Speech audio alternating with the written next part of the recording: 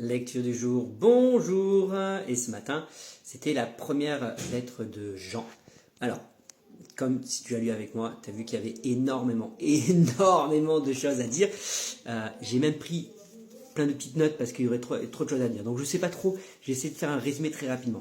Jean parle en premier du péché. Il dit que celui qui n'a pas de péché, celui qui dit ne pas avoir de péché est un menteur. On est tous pécheurs. Voilà, on met tout le monde sur le même pied d'égalité et c'est pas possible de ne pas avoir de péché. On est tous pécheurs. Donc confesse-les simplement, ça ira beaucoup plus vite. Il parle après du problème du monde, de ne pas aimer le monde. Hein, celui qui aime le monde ne peut pas aimer Dieu parce que c'est quoi les problèmes dans le monde? Et je me dis, ça n'a pas changé. Il dit, c'est l'orgueil, la vanité d'avoir des biens et l'envie, envier ce que tes yeux voient, c'est vouloir posséder ce que tes yeux voient. Et tu te dis, mais c'est exactement le problème d'aujourd'hui. C'est vouloir ce que tu vois, posséder, et l'orgueil de ceux qui ont beaucoup d'argent et qui s'en vantent, ça n'a vraiment pas changé. Il parle après, et à plusieurs reprises, il va revenir dessus, sur ceux qui rejettent le Christ ne sont pas de Dieu. Ceux qui ne reconnaissent pas que Christ est bien le Fils de Dieu ne sont pas de Dieu. Ceux qui ne reconnaissent pas que Christ est bien venu en chair et s'est fait homme ne sont pas de Dieu.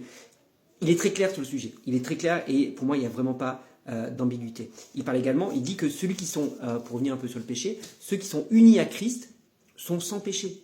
Et je méditais rapidement sur cette question-là et je me disais, mais c'est vrai, quand tu es vraiment uni à Christ, que tu cherches à être en communion avec lui, forcément, tu n'es pas tenté par le péché parce que alors tu es renouvelé, c'est Christ qui vit en toi et le fruit de la vie de Christ, ça peut pas conduire au péché. S'il y a quelque chose qui te conduit au péché, c'est que c'est pas le fruit de Christ, c'est le fruit de forcément d'autres choses et peut-être cherche ça, qu'est-ce qui t'amène à pécher et te dire mais ça il faut que je m'en débarrasse, il faut que je le coupe dans ma vie. Ceux qui ne font pas ce qui est juste ne sont pas de Dieu non plus. Donc il va vraiment faire une catégorie sur ceux qui sont de Dieu, ceux qui ne sont pas de Dieu, et ceux qui font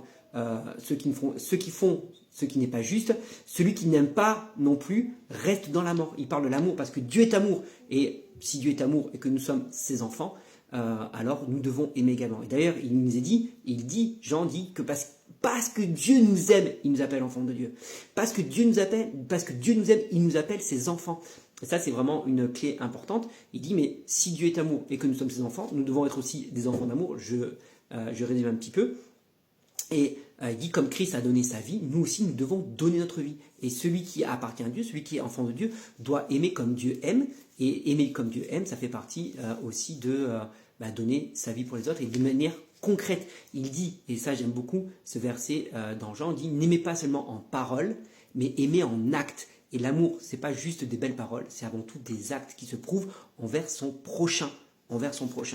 Qu'est-ce que j'ai noté encore? Comment reconnaître ceux qui ont vraiment l'esprit de Dieu? C'est ceux qui disent que Jésus s'est fait chair. Bon, ça je l'ai déjà dit.